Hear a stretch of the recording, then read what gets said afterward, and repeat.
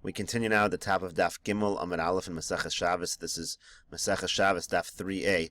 The Gemara here is answering a question: how come the Mishna says that there are 8 cases of patur when it comes to Hotzah and Shabbos?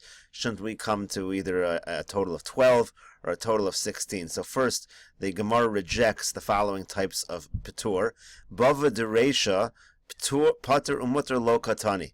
So in the first section of the Mishnah, we're not counting any case where it's patur and mutter. Rashi explains here. Bava dereisha, ha'ani chayiv ubala bayis patur, ubala bayis chayiv ha'ani patur. We have cases in the reisha where the ani is chayiv and the bala bayis is patur. You have a case where the bala bayis is chayiv and the ani is patur. The patur mechatos umutter lechatchila. In those cases, when we say patur, it's not patur, but it's aser. It's not patur aval aser. It's patur and mutter. To alav akira avad v'lo hanacha. But in those cases, the person who's patur did nothing. He didn't do an akira or hanacha. Sha'achar yinicha biyada, because it was the other person who's chayiv who did both the akira and the hanacha. So that's why we're not counting the bava dereisha. Ela bava de seifa de patur aval aser kasha.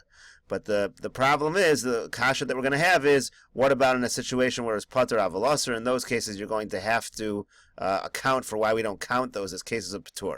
Well, the Gemara will return to that in a few lines. But first, the Gemara says, Mi'ika b'kulei Shabbos patur umutter. 1 second.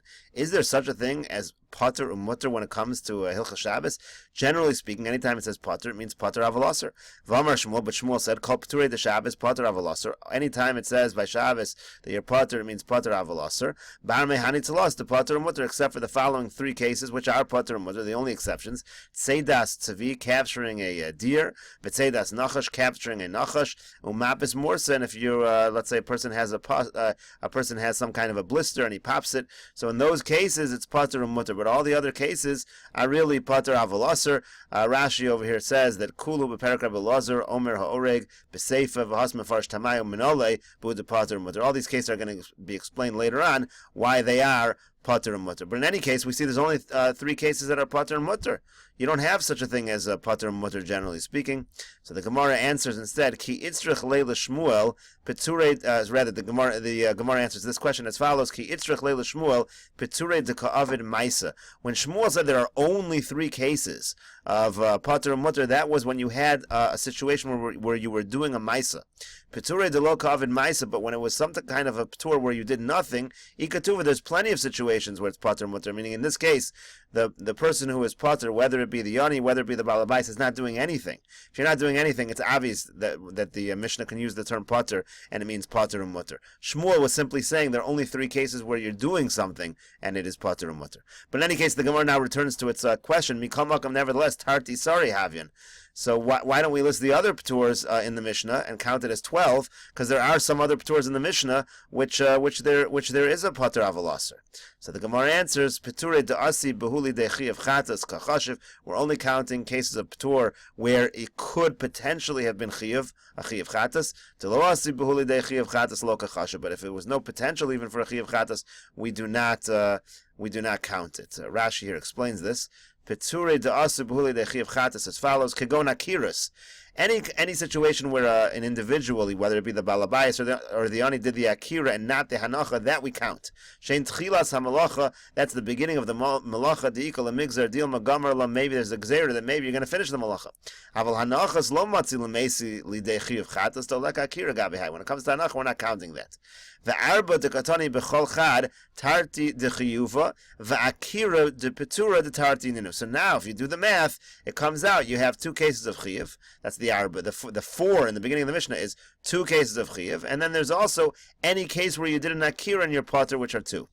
And they are as follows: Pashada ani yado meleya lifnim hachada, o shenasan lasocha balabayis, v'yado shel ani haisare kanis hatarti v'chein beidach. So in other words, if the ani stretches his hand to the inside, so that's a case of an akira. Or shenasan l'socha balabais, the balabais puts it into the hand of the ani, and the hand of the ani was empty. So those are cases of akira without hanacha. So those are the cases that count. There's an alternative explanation exactly how to count it. V'raboseinu omrim pshitos yad lifnim legabe shneim bein mulei bein rikonas v'tchilas ha'maisa v'ahu de kachashav dehavlu tarti bonim tarti balabais. Some people say that it's not really whether you do the akira of the item, but it's the first person to do something, whether the hand has something in it or not. The person who stretches his hand out first, that was the case.